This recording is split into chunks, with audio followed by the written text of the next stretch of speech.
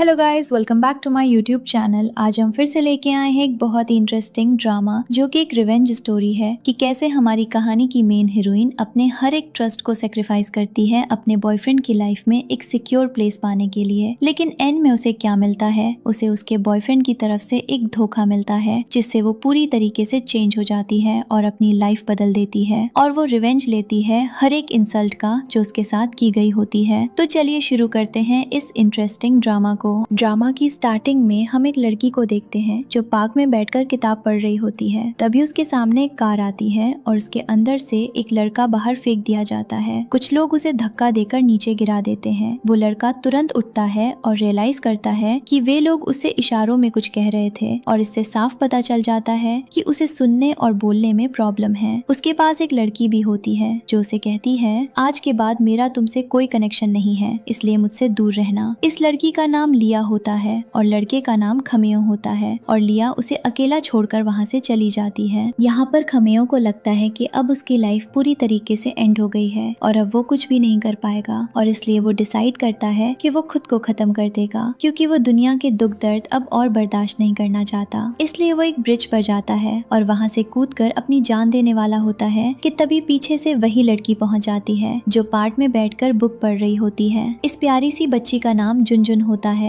और उसे भी वही प्रॉब्लम होती है जो खमेओ को होती है। वो उसे समझाती है कि हमें किसी भी सिचुएशन में अपनी लाइफ से गिव अप नहीं करना चाहिए। उसे पता है कि खमेओ की लाइफ में प्रॉब्लम चल रही है, उसकी फैमिली ने उसे डिस्कार्ड कर दिया है, लेकिन वो कहती है कि तुम अपने रास्ते खुद बनाओ। वो खमेओ को समझाकर उसकी लाइफ बचाती है और वहाँ से चली जाती है। कुछ वक्त बाद हमें पता चलता है कि दोनों एक दूसरे के साथ रिलेशनशिप में आ गए हैं और खमेओ का एक बहुत भयानक एक्सीडेंट हुआ है जिसमें उसकी खोई हुई आवाज और सुनने की शक्ति वापस आ चुकी है। यहाँ पर जुनजुन के डैड उससे कह रहे होते हैं कि बेटा अब वो पूरी तरह हील हो चुका है। जब वो फिजिकली डिसेबल था तभी उसने तुम्हें एक्सेप्ट किया, लेकिन अब वो शायद ऐसा नहीं कर पाएगा। जुनजुन कहती है, आपको तो पता ही है कि मैं कुछ लोगों पर स्टडी कर रही हूँ जो स्पेशल कैटेगरी में आते हैं और उनमें वही लोग आते हैं जिन्हें ठीक से सुनाई नहीं देता और जो ठीक से बोल नहीं पाते हैं और इसलिए मैं खमियों के करीब आई थी। अब मैं इसे खत्म नहीं कर सकती। वो मुझे ऐसे ही पसंद करता है, जबकि रियलिटी ये है कि मैं बिल्कुल ठीक हूँ, मुझे किसी भी तरह की कोई प्रॉब्लम नहीं है। उसके डैड कहते हैं, मेरी बात मानो बच्ची, वो तुमसे शादी नहीं करेगा। लेकिन जुनजुन अपने डैड की बात नहीं सुनती और कहती है, अब देखना खमियो मुझसे शादी जरूर करेगा। इसके बाद हम जुनजुन को कुछ दिन बाद एक स्पेशल डिसेबल्ड बच्चों का स्कूल चलाते हुए देखते हैं जिनसे वो बहुत ज्यादा कनेक्टेड होती है और वो बच्चों से बातें कर रही होती है। तभी वहाँ कुछ गाड़ियाँ आती हैं और उन गाड़ियों से एक बहुत रिच इंसान निकलता है जो जुनजुन की तरफ इशारा करता है और उसे बुलाता है। जुनजुन उससे इशारों में बात करना शुरू करती है, लेकिन पता चलता है कि ये रिच इंसान उसका ब्रदर है। वो कहता है, जुनजुन यहाँ पर कोई नहीं है, अब तुम अपना ड्रामा खत्म कर सकती हो और नॉर्मल तरीके से बात कर सकती हो। इस पर जुनजुन कहती है, आप यहाँ कैसे आ गए ब्रदर? आपको पता है ना डैड ने मुझसे मिलने के लिए मना किया है सबको। उसके ब्रदर का रिस्पॉन्स होता है कि मुझे तुम्हारी बहुत याद आ रही थी, भले ही तुम हमसे नाराज होकर गई हो, लेकिन अभी भी हमारे दिल में तुम्हारे लिए सॉफ्ट कॉर्नर है और हम तुम्हें नहीं बुला पा रहे हैं। उम्मीद करते हैं कि तुम जल्दी घर वापस आओगी। वो जुनजुन को एक स्पेशल गिफ्ट देता है जो एक एक्सपेंसिव जी ब्रेसलेट होता है और कहता है कि डैड इसे बहुत दूर से लेकर आए हैं और स्पेशली उन्होंने ये तुम्हारे लिए भेजा है। वो खुद तुमसे नहीं मिलना चाहते क्योंकि उन्हें डर है कि अगर तुम्हें खमियों से धोखा मिला तो सबसे ज्यादा तकलीफ उन्हें होगी और वो ये दर्द तुम्हें सहते हुए नहीं देख पाएंगे, इसलिए वो तुम्हें समझा रहे थे। जुनजुन कहती है, ठीक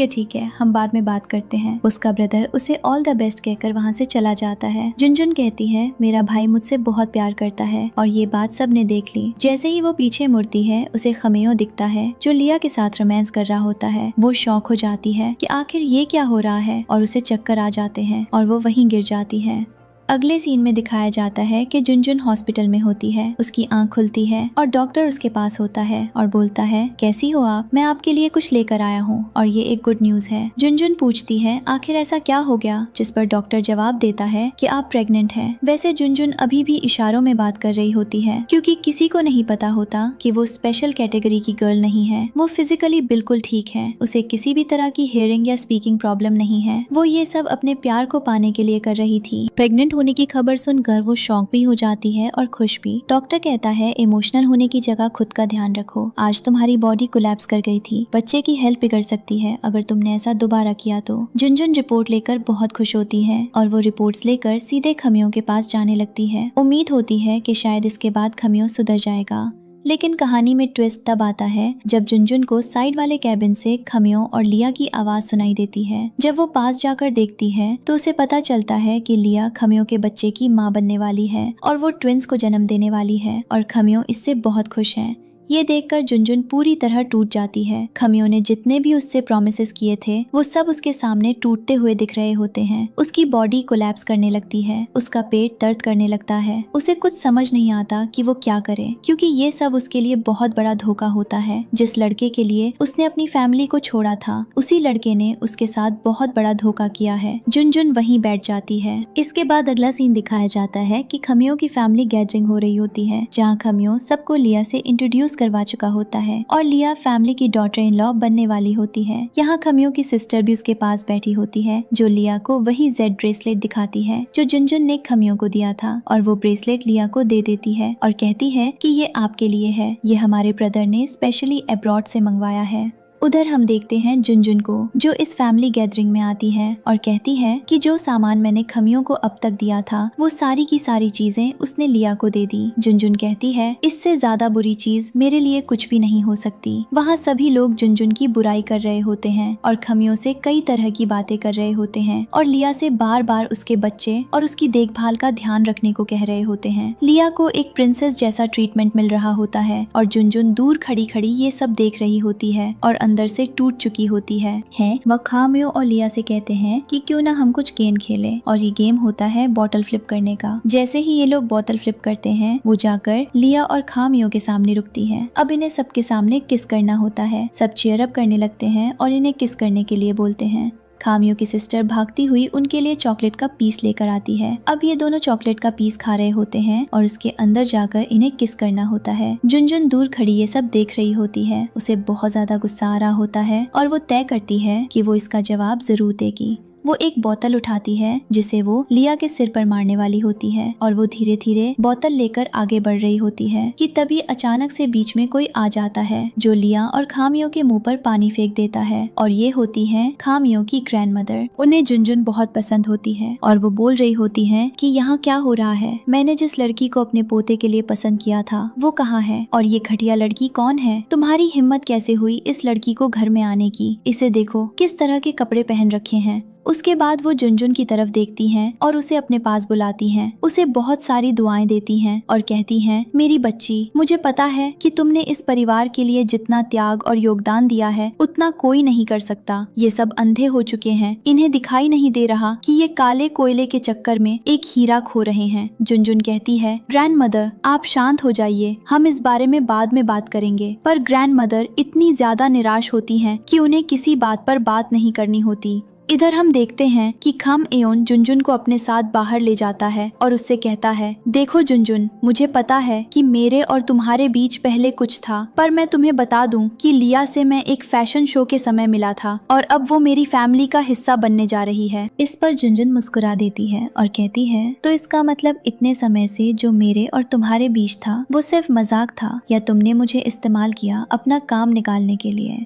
इस पर वो कहता है, तुम कुछ भी समझ लो, पर मेरे बच्चे और मेरी होने वाली पत्नी से बढ़कर मेरे लिए कुछ नहीं हो सकता। जुनजुन ये सुनकर हैरान रह जाती है।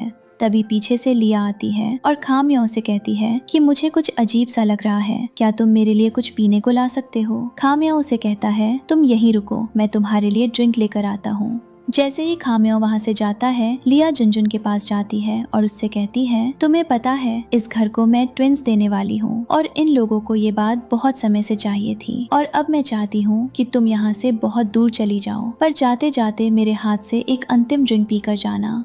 वो जुनजुन के लिए ड्रिंक निकालती है, पर जुनजुन ड्रिंक को नहीं पीती और उसे फेंक देती है। इस पर लिया उसे धक्का देती है और जुनजुन को नीचे गिरा देती है। जुनजुन का पेट दुखने लगता है और ऊपर से उसकी उस ड्रिंक की बोतल गिरने लगती है। इधर जैसे ही खामयून वापस आता है, लिया उसे देख लेती है। वो बोतल जुनजुन के हाथ में दे देती है और खुद उसे अपने सिर पर मार लेती है। खामयून ये सीन देख लेता है और उसे लगता है कि जुनजुन ने असली लिया को नुकसान पहुंचाने की कोशिश की है और ये सब उसने गुस्से और जलन में किया है। अब यहाँ माहौल बिगड़ जाता है। सबके सामने जुनजुन विलन बन चुकी होती है और सबको लगता है कि वो लिया को परेशान कर रही है क्योंकि उसने उसका बॉयफ्रेंड छीना है। यहाँ हम देखते हैं कि जुनजुन खामयून को समझाती भी है कि लिया ये सब बात नहीं सुनता। सारे फैमिली मेंबर्स बाहर आ जाते हैं और तमाशा देखते रहते हैं। सबकी नजरों में सिर्फ जुनजुन गलत होती है, कोई उसकी सफाई नहीं सुनता। जुनजुन इशारे से बोलती है कि अगर आपको लगता है कि मैं गलत हूँ तो यहाँ लगे सीसीटीवी कैमरा में देख लीजिए किसने क्या किया है। आपको सब सच पता चल जाएगा कि इस पूरी सिचुएशन में मैं कहीं गलत नहीं हूँ। यहाँ ग्रैंडमदर भी आती है और कहती है, मुझे पता है ये सारी हरकत लिया की होगी। मुझे पूरा भरोसा है कि जुनजुन कभी किसी को नुकसान नहीं पहुँचा सकती, सपने में भी नहीं। वो सीसीटीवी फुटेज लाने को कहती है, लेकिन खामयो की सिस्टर पहले ही सीसीटीवी फुटेज देख चुकी होती है। जैसे ही वो फुटेज चलाने लगती है, लिया दोबारा जुनजुन के पास पहुँच जाती है और उसका हाथ पकड़ लेती है। ऐसा दिखाती है जैसे जुनजुन उसे धक्का दे रही हो और उल्टा जुनजुन को स्विमिंग पूल में धक्का दे देती है। यहाँ खामयो जुनजुन को बचाने की बजाय लिया का हाथ पकड़ लेता है। जुनजुन पानी में गिर जाती है पर उसे फर्क नहीं पड़ता। लेकिन जब लिया को एहसास होता है कि जुनजुन को तैरना नहीं आता, तब उसे बुरा लगता है। वो कहती है, मुझे उसे बचाने दो, पर लिया उसे अपने बच्चों की कसम देने लगती है। खामयो यहाँ पर लिया को धक्का देता है और जुनजुन को बचाने जाता है, लेकिन तभी पीछे से उसकी सिस्टर आ जाती है और कहती है, भाई आखिर इसने इतना क्या परिवार में योगदान कर दिया है कि आप इसका पीछा ही नहीं छोड़ रहे हैं। आप इसे छोड़कर अपनी होने वाली पत्नी और बच्चों पर ध्यान दीजिए। इधर ये दर्द में होने का नाटक कर रही है। बाहर का दृश्य दिखाया जाता है जहाँ जुनजुन का भाई उसे लेने के लिए आया होता है, क्योंकि उसे पता होता है कि जुनजुन की जिंदगी का अंत अब इसी तरह होने वाला है, क्योंकि उसने अपने परिवार वालों की बात नहीं मानी। जैसे ही वो अंदर आता है, उसे जुनजुन पानी में डूबी हुई दिखाई देती है। वो अपने अंगरक्षकों को कहता है और वे उसे पानी से बाहर निकालते हैं। वो जुनजुन को गोद में उठा लेता है और उसे वहाँ से ले जाने लगता है।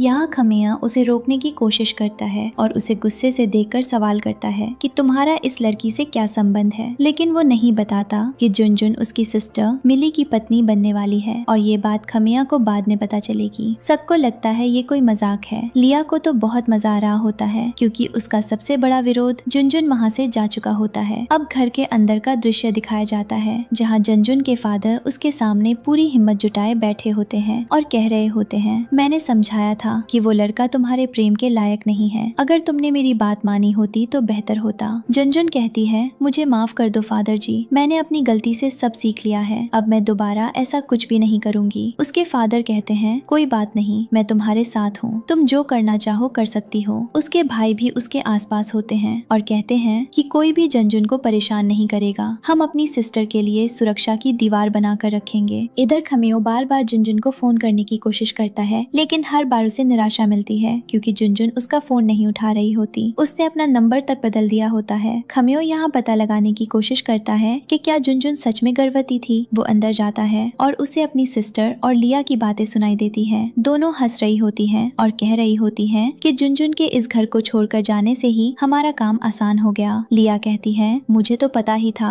कि किसी न किसी तरह उसे घर से निकालना है और यही मेरा मोटिव था। खमियो की सिस्टर कहती है, मुझे भी पता था कि वो गर्भवती है, लेकिन मैंने ये बात भाई के सामने कभी आने नहीं दी क्योंकि इसके बाद हम बड़ी समस्या में आ जाते। खमियो ये सब सुनकर उनके सामने आता है और कहता है, क्या जुनजुन सच में मेरे बच्चे की माँ बनने वाली थी? तुमने ये क्या कर दिया? तुम अपने बच्चे को सुरक्षित रखने की बात करती थी, लेकिन तुमने किसी और के बच्चे को मार दिया। लिया, मैं तुम्हें समझ ही नहीं पा रहा। लिया कहती है, मैंने कुछ भी नहीं किया है, मुझे दोष मत दो। सब कह रहे थे कि उसका बच्चा तो उसके पेट में ही मर गया। खमियो को यहाँ बहुत पछतावा होता है। लिया यहाँ फिर से दर्द में होने का नाटक करती है। इधर खमियो कहता है, मुझे किसी भी तरह जुनजुन को ढूंढना है, अब मुझे कोई फर्क नहीं पड़ता। वो दिन रात जुनजुन को ढूंढने की कोशिश करता है और ये जानने की कोशिश करता है कि वो अमीर इंसान कौन था जो उसे घर से लेने आया था। उधर जुनजुन गाड़ी में बैठी होती है, उसके पास नया फोन और नया नंबर होता है। उसका भाई कह रहा होता है कि अब तुम सामान्य जीवन जी रही हो, तुमने अपनी आवाज तक एक इंसान के लिए कुर्बान कर दी और वो इंसान पानी में कूदकर भी तुम्हें बचा नहीं पाया। जुनजुन के फोन पर बार बार खमियों के कॉल आते रहते हैं, लेकिन वो अपना पुराना फोन बाहर फेंक देती है। खमियों कुछ भी नहीं कर पाता।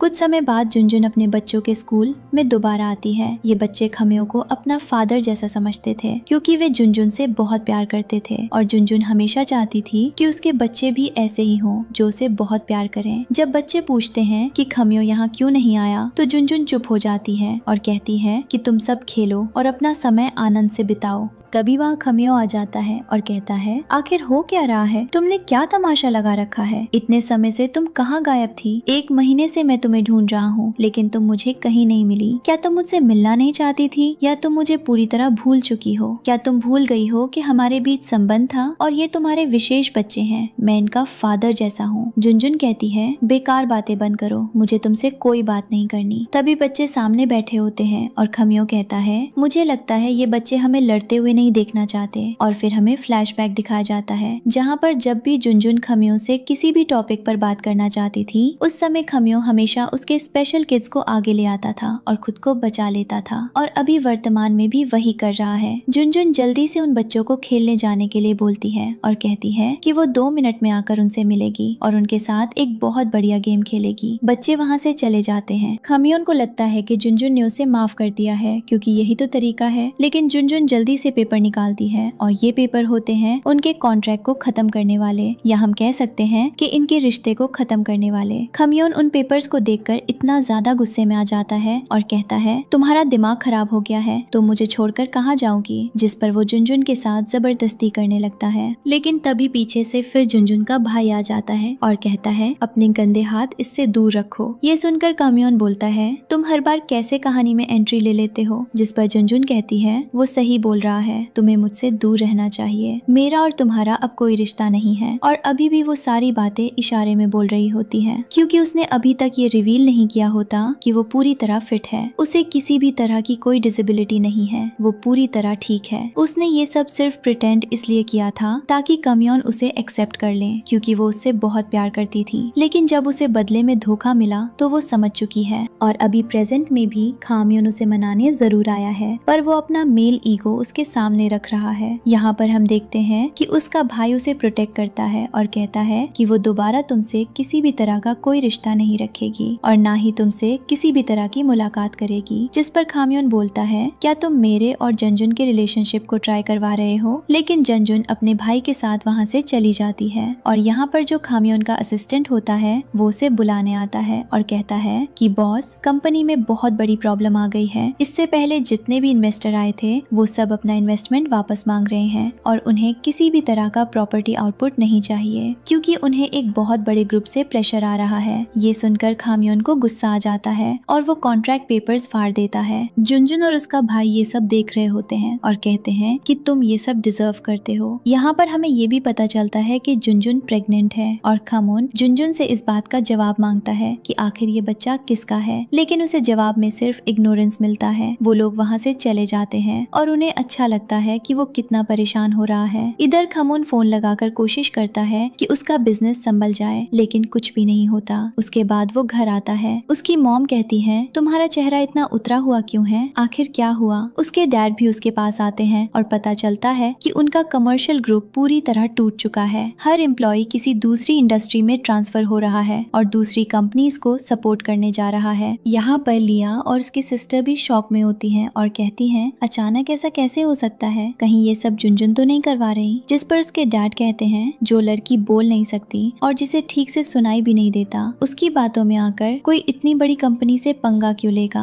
और सच में ये काम जुनजुन नहीं करवा रही होती, कोई और कर रहा होता है। उस इंसान का फेस अभी नहीं दिखाया जाता, लेकिन उसका नेक्स्ट प्लान दिखाया जाता है, जो है खमियोन की कंपनी को टेक ओवर करना। यहाँ पर खमियोन की ग्रैंडमदर बहुत ज्यादा डिसअपॉइंट होती हैं और कहती हैं कि तुम सबने परिवार के बिजनेस को बर्बाद कर दिया है। जिस बिजनेस को मैंने और तुम्हारे ग्रैंडफादर ने मिलकर बनाया था और उसे बूम कराने में सिर्फ जुनजुन का हाथ था और अब वो भी चली गई है। तभी उनके पास एक इनविटेशन आता है। ये इनविटेशन एक स्पेशल और रिच फैमिली की पार्टी का होता है जहाँ कई सारे इन्वेस्टर्स आने वाले होते हैं। ये सुनकर खमयोन शॉक होता है। सबके हाथ से वो इनविटेशन कार्ड लेकर कहता है कि हमें इस पार्टी में अच्छे से जाना होगा ताकि हम सबके सामने अपनी इमेज साफ कर सकें। इसका मतलब ये भी है कि मार्केट में अभी उनकी इमेज पूरी तरह डाउन नहीं हुई है और किसी को ये नहीं पता कि किसने किसको चीट किया है। इसके बाद अगला सीन आता है जहां हम देखते हैं कि जुनजुन के भाई उसके पास आते हैं और कहते हैं हमने तुम्हारे लिए एक सरप्राइज लाया है। वे जुनजुन के लिए सारे एक्सपेंसिव गिफ्ट्स लाते हैं। जुनजुन उन गिफ्ट्स को एक्सेप्ट करती है और कहती है अब देखना मैं उस पार्टी के लिए कितने अच्छे से तैयार होती हूँ। फिर हम देखते हैं कि जुनजुन बहुत अच्छा आउटफिट और मेकअप करके रेडी हो जाती है। वो बहुत सुंदर लग रही होती है और कहती है आखिरकार इस रिच फैमिली की डॉटर वापस आ गई है जिसने अपना सब कुछ सैक्रिफाइस कर दिया था एक लड़के के पीछे। इधर हमें दिखाया जाता है हमारी कहानी के मेन हीरो सोजू को, जो अपने फ्रेंड्स के साथ क्लब में बैठा होता है और उसके फ्रेंड्स उसका मजाक बना रहे होते हैं क्योंकि उन सबको पता होता है कि सोजू इतना समय से सिर्फ जुनजुन के वापस आने का इंतजार कर रहा था।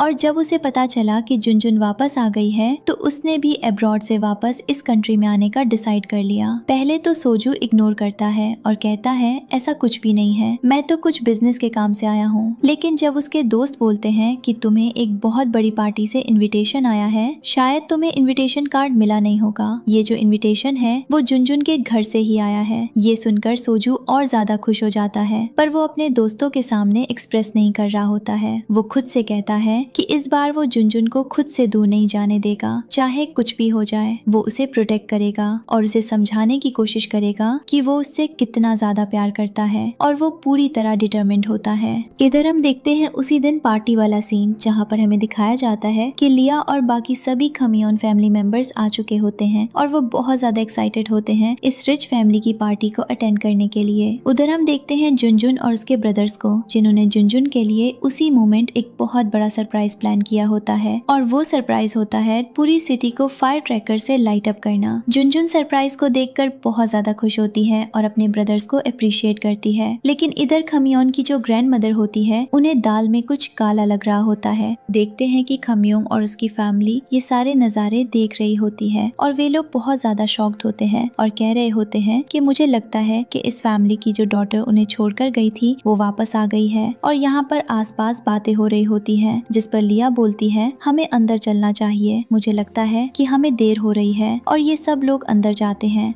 अंदर जाने पर अनाउंसमेंट होती है कि फैमिली की रिच डॉटर सभी से एक बार मिलना चाहती है। सभी देख रहे होते हैं उसे सीढ़ियों से उतरते हुए। इधर खमियों की फैमिली को तो उम्मीद भी नहीं होती कि वो लड़की कोई और नहीं बल्कि जुनजुन निकलेगी। वे तो बिल्कुल स्पीचलेस होते हैं क्योंकि उन्हें यहाँ पर सिर्फ इन्वेस्टर्स चाहिए होते हैं। यहाँ पर हम देखते हैं कि जो खमियों की ग्रैंडमदर होती है वो बहुत ज्यादा डिसअपॉइंटेड होती है अभी भी अपने फैमिली मेंबर से। जैसे ही जुनजुन नीचे उतर कर आती है सभी बहुत ज्यादा शॉक हो जाते हैं। और यहाँ पर हम देखते हैं कि खमियोंग तो बिल्कुल सदमे में होता है मानो उसने कोई भूत देख लिया हो। और लिया तो इतनी ज्यादा हैरान होती है कि उसे यकीन ही नहीं हो रहा होता कि सामने जो लड़की खड़ी है वो सच में इस रिच फैमिली की डॉटर है। उसे ये सब कुछ एक मजाक लग रहा होता है और उसे लग रहा होता है कि जुनजुन ने ये सब कुछ प्लान किया है। यहाँ पर हम देखते हैं कि खमियोंग की मॉम और उसकी सिस्टर तो और ज्यादा शॉक में होती हैं क्योंकि वे लोग बहुत ज्यादा लालची होते हैं। अगर उन्हें पहले पता होता कि जुनजुन एक रिच फैमिली की डॉटर है तो वो कभी भी उसे अपने घर से नहीं जाने देती। अब ये सब लोग उससे सवाल जवाब करना शुरू करते हैं और कहने लगते हैं कि तुम यहाँ कर क्या रही हो, क्या यहाँ तुम फिर से तमाशा करने आई हो, लोगों को हमारे खिलाफ भड़काने आई हो। तभी जुनजुन अचानक से बोलना शुरू कर देती है और ये सब बहुत ज्यादा शॉक में हो जाते हैं और कहते हैं जो लड़की अभी तक हमारे सामने एक म्यूट गर्ल बनकर घूम रही थी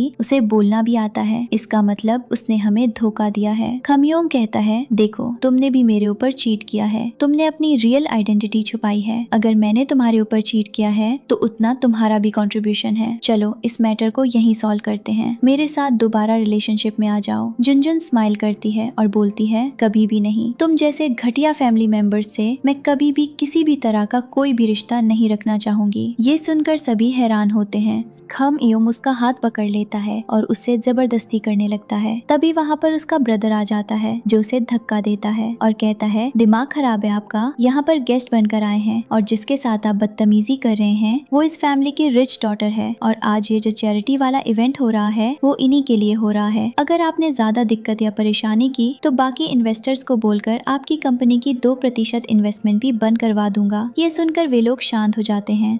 यहाँ पर हम देखते हैं कि इन्हें नहीं पता होता कि ये लड़का जुनजुन का ब्रदर है और उन्हें लग रहा होता है कि जुनजुन का बॉयफ्रेंड है जिसे जुनजुन अपने जाल में फंसा रही है। और वे लोग उससे कहने लगते हैं कि तुम इस लड़की को गलत समझ रहे हो, ये कोई सीधी लड़की नहीं है, ये बहुत ज्यादा बदतमीज है। तभी तो देखो ये कैसी चीजें कर रही है, यहाँ आकर भी तुम्हें रियलिटी नहीं बता रही है। हमें तो आज पता चला है कि इसे बोलना भी आता है। कई सालों तक इसने खम यूम को धोखा दिया है ये बोलकर कि ये म्यूट गर्ल है। जिस पर जुनजुन का ब्रदर बोलता है कि अगर वो हर चीज आपके सामने एक्सप्रेस करती तो आपको उसकी रियल आइडेंटिटी और आपके बारे में पता चल जाता, तो कहानी में मजा कैसे आता। ये सुनकर सभी शॉक हो जाते हैं। उसके बाद हम देखते हैं कि वहाँ पर कई सारे गार्ड्स आ जाते हैं और ये जो सारे गार्ड्स होते हैं वो जुनजुन की सेफ्टी के लिए बुलाए गए होते हैं। और यहाँ पर हम देखते हैं कि खम यूम की फैमिली से माफी मांगती है और कहते हैं कि वो दोबारा ऐसी कोई गड़बड़ नहीं करेंगे। इधर हम देखते हैं कि जुनजुन अपने ब्रदर से कहती है कि ना माफ कर दो, हमें इतना बड़ा तमाशा नहीं करना चाहिए, वैसे भी ये लोग बेवकूफ हैं। जिस पर उसका ब्रदर कहता है, ठीक है तुम बोल रही हो तो मैं माफ कर देता हूँ, पर अगली बार अगर इन्होंने कोई ऐसी हरकत की तो मुझसे बुरा कोई नहीं होगा। और वो उन्हें वार्निंग देता है कि अगर तुमने जुनजुन को परेशान किया तो तुम लोगों को यहीं इन गार्ड्स की मदद से धक्का देकर बाहर निकलवा दूंगा। उसके बाद हम देखते हैं कि सच चले जाते हैं। लिया जुनजुन के सामने आती है और उसे बोलती है कि तुम्हें क्या लगता है कि तुम ऐसे रिच फैमिली के कंधों पर बैठकर हमारे ऊपर उंगली उठाओगी तो हम दब जाएंगे? बिल्कुल भी नहीं। चैट बोलता है, लिया रुक जाओ, उसे ये सब कुछ मत बोलो। लेकिन लिया कहती है, इसने बहुत बड़ी गलती की है, देखा नहीं आपने कैसे चीट किया, उसके बाद खुद विक्टिम बनकर हमें विलन बना रही है, इससे ज्यादा बुरा कोई नहीं हो सकता। जिस पर खम यूम उसे रोकता है और बोलता है कि उससे अभी मैं बात करूंगा, तुम्हें भड़कने की जरूरत नहीं है। लेकिन लिया को कुछ समझ नहीं आ रहा होता है। इधर हम देखते हैं कि खम यूम बार बार जुनजुन से अकेले में बात करने की बात कर रहा होता है। जब जुनजुन ज्यादा जिद करती है और मना करती है तो वो उसके ऊपर हाथ उठाने जा रहा होता है कि तभी वहाँ सोजू आ जाता है जो उसका हाथ पकड़ लेता है और बोलता है, होल्ड ऑन ब्रो, तुम्हारी हिम्मत कैसे हुई जुनजुन के ऊपर हाथ उठाने की? क्या तुम्हें कोई आइडिया है कि तुम क्या कर रहे हो? तो मैं भी 2 मिनट पहले यहाँ पर कुछ इंस्ट्रक्शंस दिए गए होंगे कि जुनजुन के साथ किस तरीके से बिहेव करना है, पर लगता है कि वो इंस्ट्रक्शंस तुम्हारे दिमाग में नहीं गया। ये देखकर और सुनकर जकर के तो होश उड़ जाते हैं, क्योंकि जो सोजू होता है वो एक बहुत बड़ा बिजनेसमैन होता है और लिया जो होती है वो अब सोजू के आगे पीछे घूमने लगती है और कहने लगती है कि मुझे माफ करना, हम दोनों के बीच में जो हार्म हुई थी वो टूट गई है, पर मैं इसे दोबारा से जोड़ना चाहूंगी। वो उसे ड्रिंक भी ऑफर करती है और सोजू से माफी भी मांगती है, पर सोजू उससे कहता है, तुम जिसे माफी मांगनी चाहिए वो मैं नहीं, वो जुनजुन है, जुनजुन से माफी मांगो। अब लिया जुनजुन की तरफ देखती है और उससे कहती है, वैसे मुझे तुमसे माफी तो नहीं मांगनी चाहिए क्योंकि तुम भी उतनी ही गलती हो जितने हम लोग हैं। और हम देखते हैं कि जुनजुन उसके सामने वही ड्रिंक दोबारा उसी के ऊपर फेंक देती है और सबके सामने उसे डिसरिस्पेक्ट करती है और बोलती है, अब वक्त आ गया है कुछ बेइज्जती का बदला लेने का। और उसके बाद वो सोजू का हाथ पकड़ती है और वहाँ से जाने लगती है। खम यूम उसे संभालता है और बोलता है, लिया मैंने तुमसे कहा था कि उससे पंगा मत लो। उसके बाद हम देखते हैं कि जो नॉर्मल गेस्ट वगैरह होते हैं वो नीचे बैठे होते हैं और जो वीआईपी गेस्ट होते हैं उनका सिटिंग अरेंजमेंट ऊपर होता है, जहाँ पर जुनजुन और सोजू बैठे होते हैं और अपना टाइम स्पेंड कर रहे होते हैं। इधर खम यूम और लिया दोनों सब कुछ देखकर जेलसी महसूस कर रहे होते हैं। और यहाँ पर हम देखते हैं कि कई सारी चीजें आती हैं और ये चैरिटी इवेंट होता है, इन्हें कुछ सामान खरीदना होता है और बाकी का इन्वेस्टमेंट चैरिटी के नाम पर जाएगा। यहाँ पर हम देखते हैं कि जो खम यूम होता है वो भी उस सामान को देख रहा होता है। तभी वहाँ पर एक नेकलेस आता है और लिया उसे देखकर लालच महसूस करती है, क्योंकि उसे लगता है कि ये विंटेज कलेक्शन का नेकलेस है और अगर वो इसे ले लेगी तो इसे वो अपनी मॉम के लिए यूज कर सकेगी। और यहाँ पर हम देखते हैं कि सोजू जुनजुन से इस चीज के बारे में पूछता है कि क्या तुम्हें ये चाहिए, और जुनजुन बोलती है, हाँ मुझे विंटेज कलेक्शन का शौक तो है, पर कोई नहीं अगर इसे कोई और ले रहा है तो। तभी हम देखते हैं कि इधर खम यूम लिया के लिए वो नेकलेस खरीदने का अनाउंसमेंट करता है। उसे लगता है कि इससे जुनजुन को जेलसी होगी। पर इधर सोजू उस नेकलेस का डबल प्राइस लगा देता है और हम देखते हैं कि वो नेकलेस सोजू को जाने ही वाला होता है कि तभी पीछे से लिया जे को इंसिस्ट करती है और हम देखते हैं कि कामोंग एक बार फिर उसी नेकलेस को बहुत ज्यादा प्राइस में खरीदने की बात करता है और जैसे ही सोजू उसे कंपटीशन देने के लिए आगे बढ़ता है और जे लिया को रोक देती है और कहती है कि नहीं, हमें ऐसा नहीं करना चाहिए, हमें अपने पैसे को सही जगह यूज करना चाहिए। वैसे भी मुझे कोई शौक नहीं है, मेरे पास पहले से इतनी ज्यादा ज्वेलरी है। और हम देखते हैं कि खमोंग को लगता है कि इन सब चीजों से जंजुन अट्रैक्ट होगी और इसलिए वो सारे मूव्स ट्राई कर रहा होता है और इधर लिया को लगता है कि जंजुन को इन चीजों से इंसल्टेड फील होगा, पर वो सब ये नहीं जानते थे कि जितना अमाउंट वो इस पार्टी में इन्वेस्ट कर रहे हैं उससे ज्यादा अमाउंट जंजुन के बैंक बैलेंस में पड़ा हुआ है। इधर हम देखते हैं कि सोजू जंजुन से कह रहा होता है कि क्यों ना तुम मुझे एक मौका देती, पर हम देखते हैं कि जंजुन उसकी बात नहीं मानती है और उसे मना कर देती है। थोड़ी देर बाद सोजू खड़ा हो जाता है और बोलता है कि वैसे तो ये नेकलेस मेरी ब्यूटीफुल सी जंजुन को मिलना चाहिए था, जिसने भी ये खरीदा है मैं उसे ये नेकलेस 3 गुना प्राइस में खरीदने के लिए तैयार हूँ और उसे ये पैसे देने के लिए भी तैयार हूँ।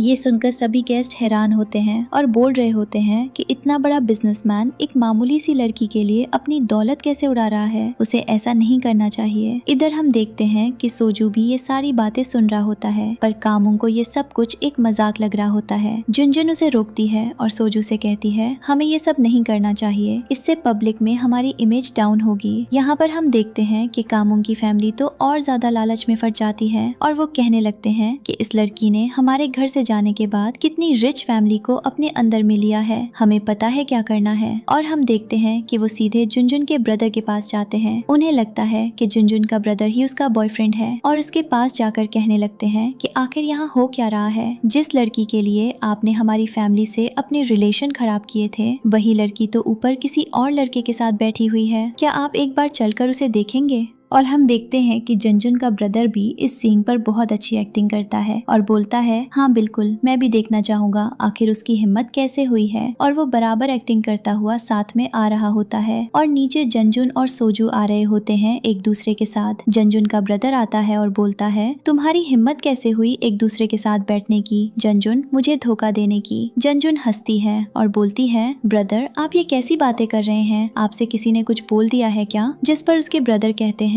तुम्हारे एक्स लोग ये बोल रहे हैं कि तुमने मुझे चीट किया है। जंजुन हंसती है और बोलती है उन्हें कभी मेरी फैमिली के बैकग्राउंड के बारे में पता ही नहीं था और शायद इसलिए वो यकीन नहीं कर पा रहे होंगे। इधर लिया आती है और बोलती है मुझे बताइए, सब कुछ एक तमाशा है, तुम इस रिच फैमिली की डॉटर कैसे हो सकती हो? तुम बिल्कुल भी नहीं हो सकती, तुम तो एक मामूली सी साइन लैंग्वेज पढ़ाने वाली स्कूल टीचर हो, तुम बस एक यूजलेस एलिमेंट हो और ये सब कुछ तुम हमें जलाने के लिए कर रही हो। बताओ तुमने लोगों को कितने पैसे दिए हैं? और इधर खाम योंग को भी लिया की बातों पर यकीन होने लगता है और वो भी बोलने लगता है कि मुझे पता है कि तुमने इन्हें कुछ न कुछ पैसे जरूर दिए हैं। और यहाँ पर जुनजुन की सबके सामने इंसल्ट होने लगती है और सब उससे आइडेंटिटी प्रूफ मांग रहे होते हैं। तभी अचानक से वहाँ एंट्री होती है जुनजुन के डैड की। वो बोलते हैं बकवास बंद करो, क्या तुम्हें पता है जुनजुन मेरी डॉटर है? और सभी शॉक हो जाते हैं। यहाँ पर जो कमों की ग्रैंड मदर होती है वो जुनजुन के फादर को बहुत पहले से जानती थी और हम देखते हैं कि सभी बहुत ज्यादा हैरान होते हैं, स्पेशली कमोंग, लिया, सभी लोग। और वो बताते हैं इस पार्टी को ऑर्गेनाइज करने वाला मैं हूँ और जिसके बारे में आपने सुना है कि जिसका बेस्ट इम्पोर्ट और एक्सपोर्ट का बिजनेस है ज्वेलरी का, वो पर्सन भी मैं हूँ जिसे लोग मिलने के लिए तरस जाते हैं। आप लोग लकी हैं कि आपको इस पार्टी में इनवाइट किया गया, वो भी मेरी डॉटर की अप्रोच से, वरना आपको यहाँ आने की कोई भी परमिशन नहीं थी। और जंजुन अपने डैड के पास खड़ी होती है और बोल रही होती है डैड, हमें एक्सप्लेन करने की क्या जरूरत है। लिया और जय तो पूरी पार्टी में अपना चेहरा छुपा रहे होते हैं। यहाँ पर तो लिया को लगता है कि वो पूरी तरह बर्बाद हो चुकी है और अब उसका कुछ भी नहीं हो सकता। यहाँ पर लिया को घुटनों पर बैठकर माफी मांगने के लिए बोला जाता है और वो सीधा जुनजुन के डैड के घुटनों पर बैठ जाती है और कहती है मुझे माफ कर दो, मेरा कोई ऐसा इंटेंशन नहीं था, मुझे पहले पता होता कि वो आपकी डॉटर है, किसी फैमिली को बिलोंग करती है, तो मैं कभी अप्रोच ही नहीं करती। और वो जुनजुन की तरफ देखती है और हम देखते हैं कि उसके फादर कहते हैं माफी मुझसे नहीं, मेरी डॉटर से मांगो। वो जुनजुन के पैरों पर भी गिर जाती है पर जुनजुन उसे जैसे इग्नोर करती है और यहाँ पर सभी लोग कहने लगते हैं लिया, तुमसे एक बहुत बड़ी गलती हो गई है। और उसके बाद हम देखते हैं कि जुनजुन के फादर बोलते हैं, मैंने इस पूरी पार्टी की सीसीटीवी फुटेज चेक की है। जब से आप लोग आए हैं मेरी डॉटर को किसी न किसी तरीके से इंसल्ट कर रहे हैं। और उसके बाद वो अपने गार्ड्स को बुलाते हैं और जैसा कि उन दोनों को वार्निंग दी गई थी कि अगर वो ऐसी हरकत करेंगे तो उन्हें पनिशमेंट मिलेगी।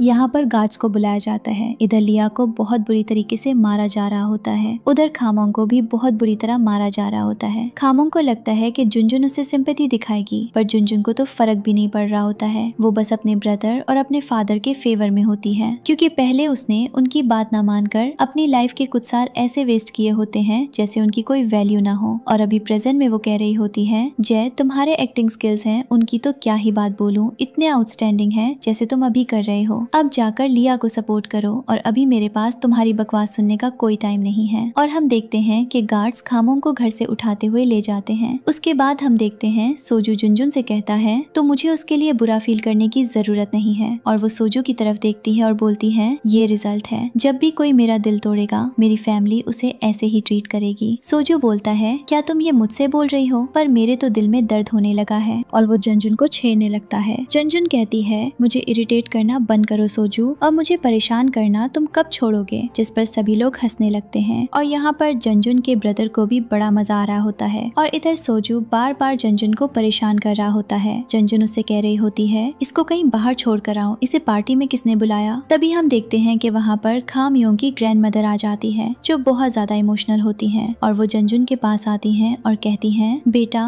मैं तुम्हें बहुत मिस करती हूँ। और वो बोलती है, पर मैं वापस नहीं आ सकती हूँ। ग्रैंड मदर बोलती है, मैं चाहती भी नहीं हूँ कि तुम उस फैमिली में वापस आओ। वो लोग तुम्हें डिस्टर्ब नहीं करते, उन्होंने कभी तुम्हारे अंदर की अच्छाई देखी ही नहीं, क्योंकि उनकी आंखों में बस एक चीज का लालच था और वो थी भूख तुम्हारे पैसों के लिए। अगर उन्हें कभी पता चल जाता कि तुम्हारा दिल इतना साफ है तो उन्हें कैसे रियलाइज होता कि उन्होंने क्या खोया है। तुम देखो खुद को। जय बोलती है, मुझे आपकी बातें बहुत ज्यादा अच्छी लगी हैं। ग्रैंड मदर बोलती है, मैं तुम्हें हर पल हर दिन मिस करती हूँ। तुम्हारी सिंप्लिसिटी से मैं बहुत ज्यादा खुश हूँ कि इतने साल हमारे साथ रहने के बाद भी तुमने कभी हमें ये नहीं देखने दिया कि तुम इतनी बड़ी फैमिली को बिलोंग करती हो। हमारे लिए खाना बनाया, हमारे कपड़े धोए और मेरे ग्रैंडसन का इतना ध्यान रखा। उसकी तरफ से मैं तुमसे बहुत माफी मांगती हूँ। मुझे अंदर से बहुत गिल्ट महसूस हो रहा है। ये सुनकर ग्रैंड मदर जुनजुन को ढेर सारी ब्लेसिंग्स देती हैं। और यहाँ हम देखते हैं कि सोजू और जुनजुन के ब्रदर्स ये सब सुनकर हंस रहे होते हैं। इधर हमें दिखाया जाता है कि खामयोंग की मॉम और उसकी सिस्टर बहुत ज्यादा घबराई हुई हैं, क्योंकि उन्हें लग रहा होता है कि अब अगला नंबर उनका है डांट खाने का।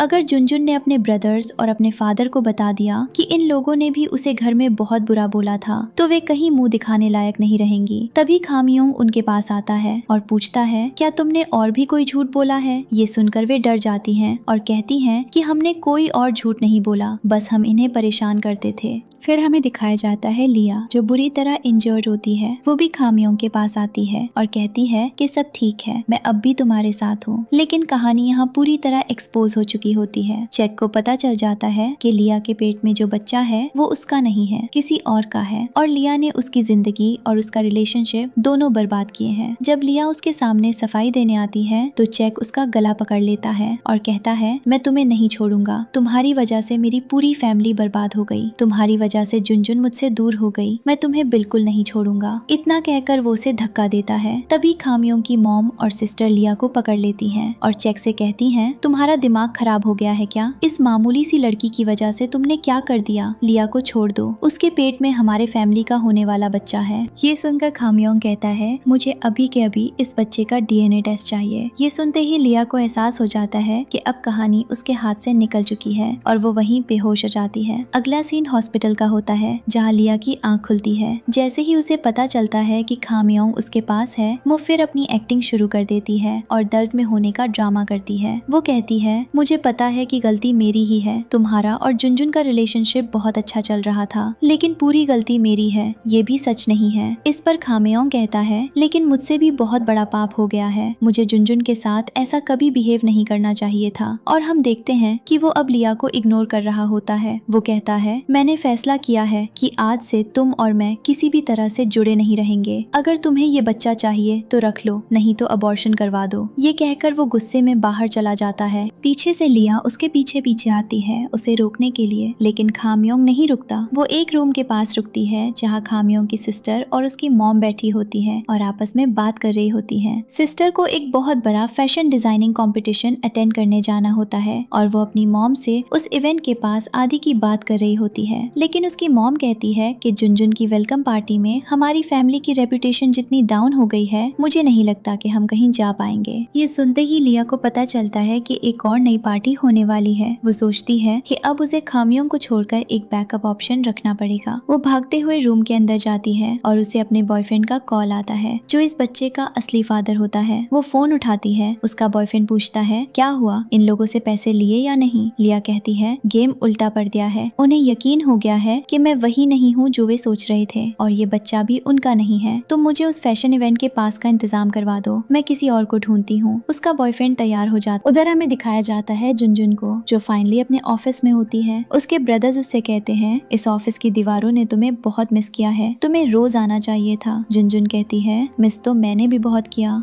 फिर उसके ब्रदर्स उससे कहते हैं कि जो फैशन इवेंट होने वाला है क्या तुम उसमें जाना चाहोगी। जुनजुन कहती है आपको तो पता है मुझे फैशन डिजाइनिंग का कितना शौक है, मैं उस पार्टी में जरूर जाऊंगी और नए स्टूडेंट से मिलूंगी जिनमें पोटेंशियल होता है नए डिजाइन और इनोवेटिव आइडियाज बनाने का। ये सुनकर उसके ब्रदर्स बहुत खुश होते हैं कि उनकी सिस्टर इतनी बड़ी फैमिली से होने के बावजूद इतनी डाउन टू अर्थ है। फिर अचानक वे सोजू की बात करने लगते हैं और कहते हैं हमें लगता है कि तुम्हें अपनी लाइफ में मूव ऑन कर लेना चाहिए। सोजू तुम्हारे लिए इतनी दूर से वापस आया है, एक बार उससे बात तो करके देखो। जुनजुन कहती है मैं अभी एक रिलेशनशिप से बाहर आई हूँ, मैं फिर से कोई ट्रॉमाटाइजिंग रिलेशनशिप नहीं चाहती और वैसे भी सोजू बहुत खदूस है और उसके जैसा अगदू और इरिटेटिंग इंसान किसी अपने बॉयफ्रेंड जैसा नहीं लगता कि जैसे चाहिए। और तभी सोजू गेट पर आ जाता है और बोलता है तो ये क्या बोल रही थी। और हम देखते हैं कि उसके ब्रदर्स बोलते हैं जुनजुन अब तो तुम फंस गई हो क्योंकि सोजू ने सब सुन लिया है और वे लोग उन्हें अकेला छोड़कर चले जाते हैं। सोजू कहता है पर मुझे इन बातों का बुरा नहीं लगा, अगर तुमने बोला है तो शायद मैं ही हूँ। और वो जुनजुन के पास आने लगता है। जुनजुन कहती है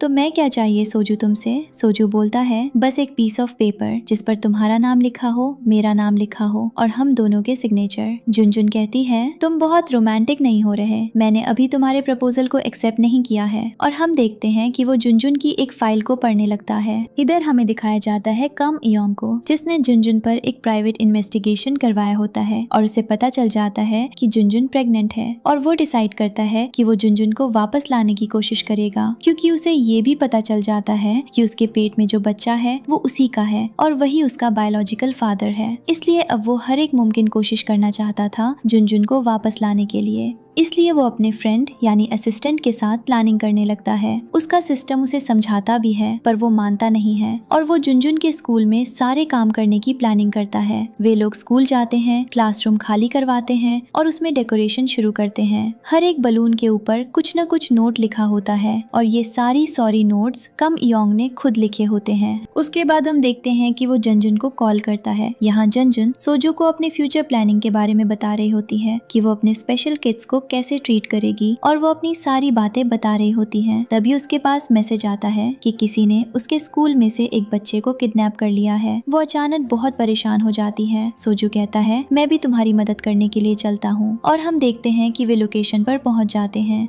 इधर हमें लिया को दिखाया जाता है जो स्कूल की लाइब्रेरी में अपने बॉयफ्रेंड से मिलने आती है और उससे इनविटेशन कार्ड लेती है, लेकिन तभी उसे अचानक खाम इयोंग की कार्ड दिख जाती है। वो डर जाती है और अपने बॉयफ्रेंड को वहाँ से जाने के लिए बोल देती है और वो सीधे उसे फॉलो करती हुई उस रूम में पहुँच जाती है जहाँ बहुत सारे बलून्स लगे होते हैं और उन बलून्स पर बहुत सारे सॉरी नोट्स लिखे होते हैं। लिया को लगता है कि खाम इयोंग ने ये सब उसके लिए प्लान किया है। वो पीछे से जाकर खाम इयोंग को हक कर लेती है। खाम इयोंग को लगता है कि जुनजुन आ गई है तो वो भी कहने लगता है मुझे पता था तुम आ जाओगी, तो कैसा लगा ये सब। लिया बोलती है तुम्हें ये सब करने की जरूरत नहीं थी, मैंने तुम्हें पहले ही माफ कर दिया है। जैसे ही काम इयोंग उसकी आवाज सुनता है वो उसे धक्का देता है और तभी वहाँ अचानक सोजू और जंजुन की एंट्री होती है। जंजुन डेकोरेशन देखकर समझ जाती है कि कोई बच्चा किडनैप नहीं हुआ था। काम इयोंग ने एक बार फिर उसे अपनी सेल्फिशनेस के लिए झूठ बोला है। उसे बहुत गुस्सा आता है। वो वहाँ से जाने लगती है कि तभी अचानक से काम इयोंग उसे पकड़ लेता है और कहता है, मुझे एक्सप्लेन करने का मौका तो दो,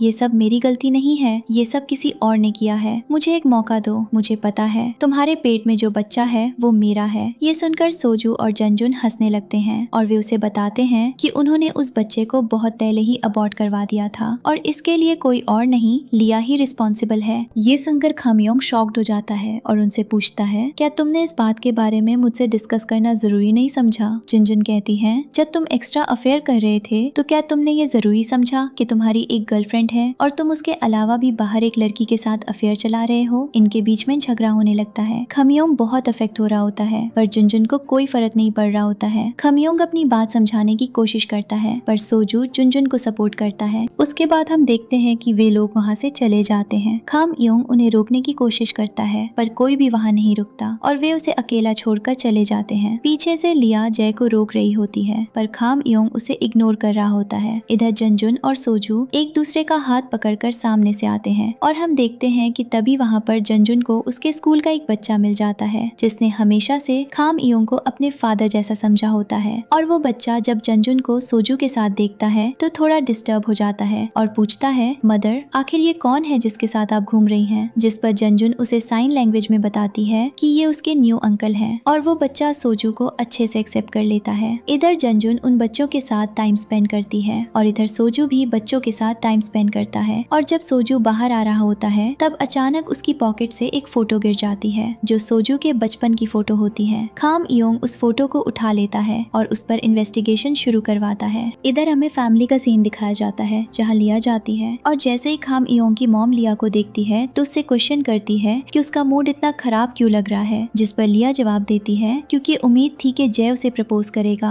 पर वो वहाँ पर प्लानिंग कर रहा था और किसी और को प्रपोज करने के लिए। इस पर खाम इयोंग कोई रिस्पॉन्स नहीं देता और उसे इग्नोर करता है। तभी लिया सबके सामने अच्छा बोती है और बोलती है कि मैं तो उस जगह पर बस एक जरूरी काम से गई थी और वो एक इन्विटेशन निकालती है। ये इन्विटेशन होता है जुनजुन के फैशन इवेंट का जो उसने अपने स्कूल के बच्चों के लिए ऑर्गेनाइज करवाया होता है। ये इन्विटेशन जुनजुन के स्कूल के बच्चों के फैशन कंपटीशन का होता है जिसमें सभी को आना होता है चैरिटी के नाम पर। लिया बोलती है, हो सकता है मैडम आपसे अच्छे से बात कर लें और मेरी वजह से जो आपका रिलेशनशिप बिगड़ा है वो भी ठीक हो जाए। खाम इयोंग उस इन्विटेशन से खुश होता है। अब हमें दिखाया जाता है फैशन कंपटीशन वाले दिन का सीन जहाँ खाम इयोंग, ग्रैंड मदर और सभी लोग बहुत खुश होते हैं क्योंकि उन्हें वहाँ आना होता है। ग्रैंड मदर को तो ये चीज बहुत पसंद होती है और वो डिसाइड करती हैं कि वो बहुत कुछ डोनेट करेंगी। वो पहले जुनजुन से मिलती हैं, सोजू से मिलती हैं और उन्हें अपनी ब्लेसिंग्स देती हैं और उसके बाद हम देखते हैं कि जुनजुन और सोजू बच्चों के साथ क्वालिटी टाइम स्पेंड करने लगते हैं। खाम इयोंग उस समय को मिस कर रहा होता है जो वो जुनजुन और बच्चों के साथ स्पेंड किया करता था और लिया ये सब देख रही होती है कि खाम इयोंग के चेहरे से साफ नजर आ रहा है कि वो कितना मिस कर रहा है इन बच्चों के साथ टाइम स्पेंड करना। इधर सोजू ये देख लेता है और जैसे ही वो बच्चों के करीब जाता है सारे बच्चे सोजू और जुनजुन के पीछे जाकर छुप जाते हैं। खाम इयोंग को बुरा लगता है और इनके बीच आर्ग्यूमेंट होने लगती है जहाँ सोजू और जय आपस में जुनजुन के लिए लड़ रहे होते हैं। बच्चे सोजू को हीरो की तरह और खाम इयोंग को विलन की तरह देख रहे होते हैं। जुनजुन बच्चों को संभालने की कोशिश करती है कि वे ये लड़ाई ना देखें। इधर सोजू शांति बनाए रखने की कोशिश करता है पर जय इतना बदतमीज हो जाता है कि वो बार बार जुनजुन के खिलाफ कुछ न कुछ गलत बोल रहा होता है। तभी जुनजुन अचानक उसे धक्का दे देती है और हम देखते हैं कि खम इयोंग और सोजू दोनों गिरने वाले होते हैं पर जुनजुन सोजू को बचा लेती है और खम इयोंग पानी में गिर जाता है। उसे वही सीन याद आता है जब कहानी की स्टार्टिंग में जुनजुन भी स्विमिंग पूल में गिर गई थी। इधर जुनजुन सोजू से पूछती है वो ठीक है ना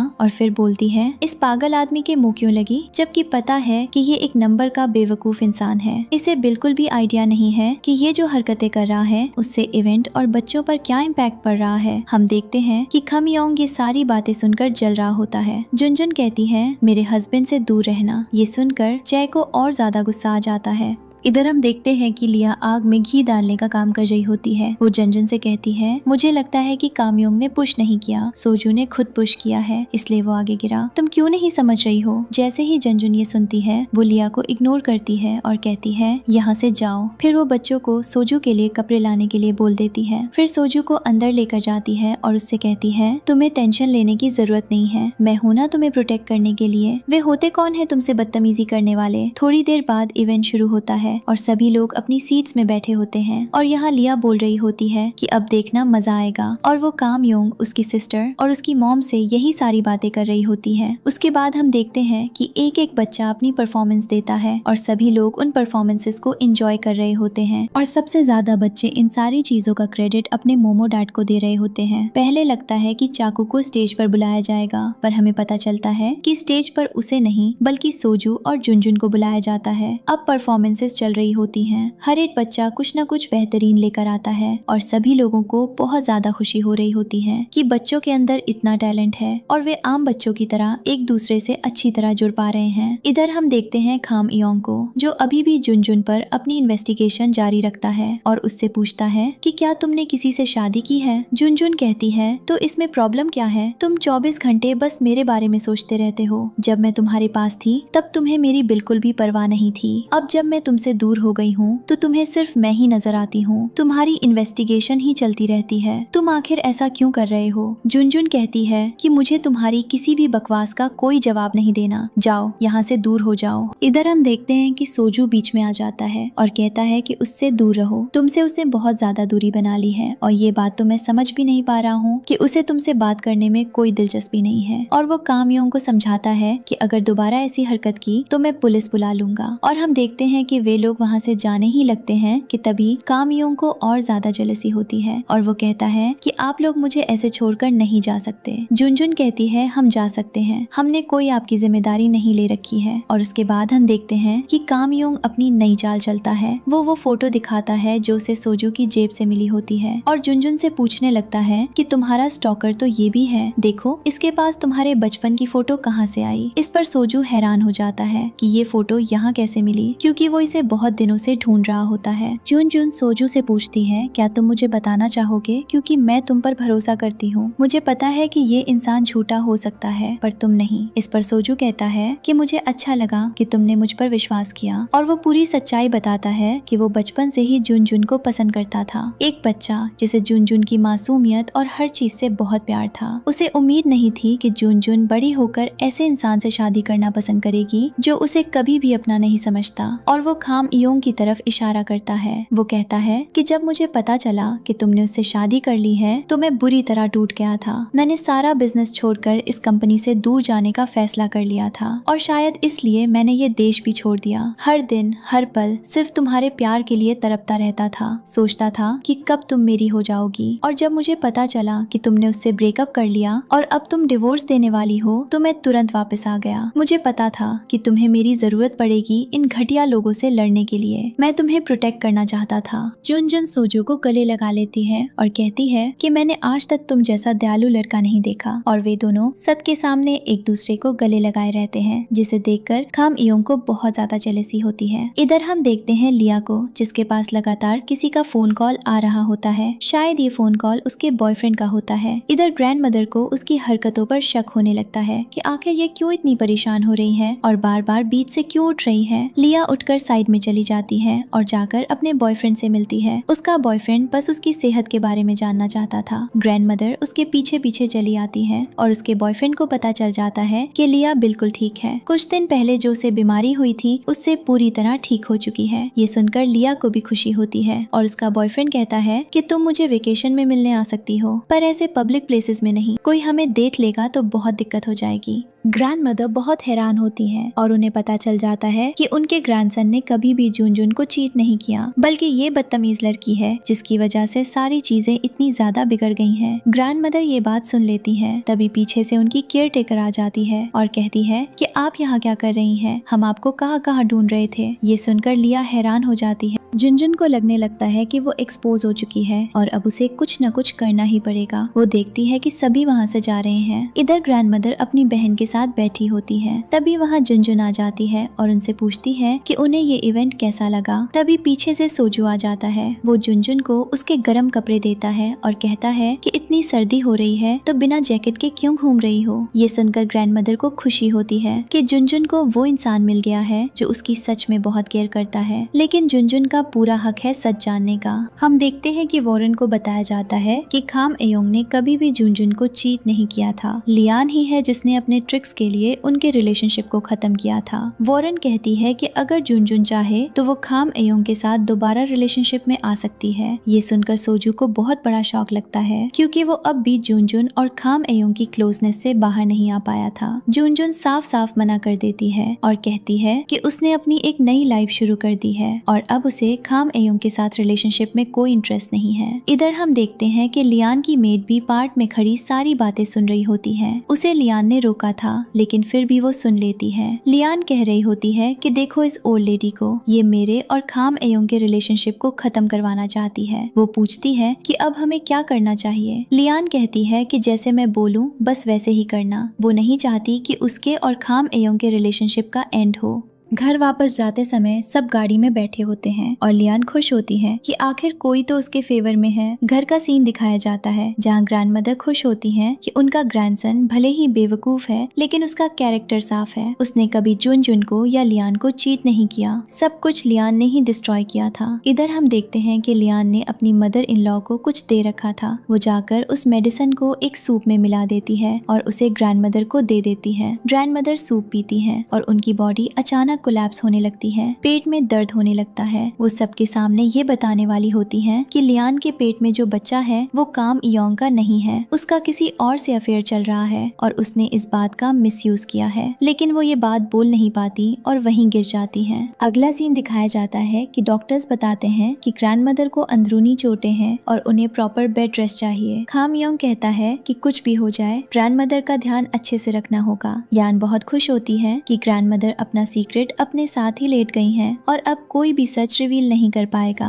खाम योंग के सामने लियान बहुत इनोसेंट से बिहेव करती है और कहती है कि उसे बहुत बुरा लग रहा है कि ग्रैंडमदर की तबीयत बिगड़ गई। वो पूछती है कि वो क्या कर सकती है पर खाम योंग कहता है कि वो इस बारे में बात नहीं करना चाहता। वो कई बार कह चुका है कि उसे अपने हस्बैंड की तरह ट्रीट मत करो, उनके बीच कुछ भी नहीं हो सकता। लियान ये सुनकर शॉक हो जाती है और सोचती है कि आखिर वो उसे एक्सेप्ट क्यों नहीं कर रहा। ग्रैंडमदर बिस्तर पर कुछ अजीब सी बातें बड़बड़ा रही होती हैं। इधर जुनजुन को दिखाया जाता है जो अपने ऑफिस के काम में बिजी होती है। जब उसे पता चलता है कि ग्रैंडमदर इतनी ज्यादा बीमार है और आखिरी समय पर सिर्फ उसे याद कर रही हैं, तो वो सब काम छोड़कर उनसे मिलने निकल पड़ती है। उसके भाई उसे रोकते हैं कि हो सकता है ये सब उनकी प्लानिंग का हिस्सा हो, लेकिन जुनजुन ग्रैंडमदर से बहुत अटैच्ड होती है। वे ही फैमिली में थी जिन्होंने जुनजुन को हमेशा अच्छे बच्चे की तरह ट्रीट किया था, इसलिए वो उन्हें इस वक्त नहीं छोड़ सकती। नीचे आते ही उसकी मुलाकात सोजू से होती है जो पूछता है कि वो इतनी टेंशन में क्यों है। जुनजुन बताती है कि ग्रैंडमदर की हालत बहुत खराब है और वो उससे मिलना चाहती है। सोजू कहता है कि वो अकेली नहीं जाएगी, वो भी साथ चलेगा। शुरुआत में जुनजुन मना करती है पर सोजू कहता है कि वो उसे ऐसी जगह अकेला नहीं जाने देगा। वो जानता है कि जुनजुन के मन में ग्रैंडमदर के लिए कितना प्यार और रिस्पेक्ट है। आखिर जुनजुन मान जाती है। वे दोनों वहाँ पहुँचते हैं जहाँ लियन और बाकी फैमिली मौजूद होती है। लियन पूछती है कि वो यहाँ क्या कर रही है। बाकी फैमिली भी पूछती है कि उसे किसने इनवाइट किया। जुनजुन कहती है कि वो किसी से लड़ने नहीं आई, बस ग्रैंडमदर से मिलना चाहती है। लेकिन वे लोग उसका मजाक उड़ाते हैं और कहते हैं कि वे उसे अंदर नहीं जाने देंगे। पता नहीं वो अंदर जाकर क्या कर दे। वे गेट लॉक कर देते हैं। जुनजुन गुस्से में एक एक्स शेप टूल उठाती है और कहती है कि अगर तुम लोग नहीं हटोगे तो मैं तुम्हें मार कर हटाऊंगी। ये देखकर सब डरकर भाग जाते हैं। जुनजुन अंदर जाती है। ग्रैंडमदर और बाकी फैमिली वहाँ होती है। डॉक्टर अनाउंस करता है कि ग्रैंडमदर का आखिरी समय चल रहा है। जुनजुन कहती है कि वो उनसे अकेले में बात करना चाहती है। वे ग्रैंडमदर को मेडिसिनल सूप भी देते हैं। सबको लगता है कि उसे पीते ही ग्रैंडमदर मर जाएंगी, लेकिन सूप पीने के बाद थोड़ी मूवमेंट होती है और उनकी बॉडी पहले से थोड़ा बेहतर महसूस करती है। लियन टेंशन में आ जाती है, लेकिन उसे विश्वास है कि कोई भी पॉजिटिव सूप इतनी जल्दी असर नहीं करेगा। इसी दौरान घर के नौकरों को एक अजीब चीज मिलती है। वो सूखने पर टॉक्सिक हो जाती है। वही चीज लियान ने ग्रैंडमदर के सूप में मिलवाई थी। नौकरों पर शक होता है लेकिन वे साफ मना कर देते हैं। पता चलता है कि ये काम घर के ही किसी इंसान ने किया है। सब शॉक हो जाते हैं कि आखिर ये किसने किया होगा। लियान जल्दी से रूम से बाहर निकलती है क्योंकि उसे डर लगता है कि अब सब उंगलियां उसी पर जाएंगी। जैसे ही वो बाहर आती है, जुनजुन पूछती है कि सच बताओ, ये सब तुमने किया है? लियान पहले तो मना करती है लेकिन उसकी मदर इन लॉ गिल्ट महसूस करती है और कहती है इसे एक्सेप्ट करो। लियान कहती है कि उसने कुछ नहीं किया, सब कुछ तो जुनजुन ने ही किया है। यही उसकी इविल साइड सबके सामने आ जाती है कि उसने धीरे धीरे पूरी फैमिली को डिस्ट्रॉय किया था।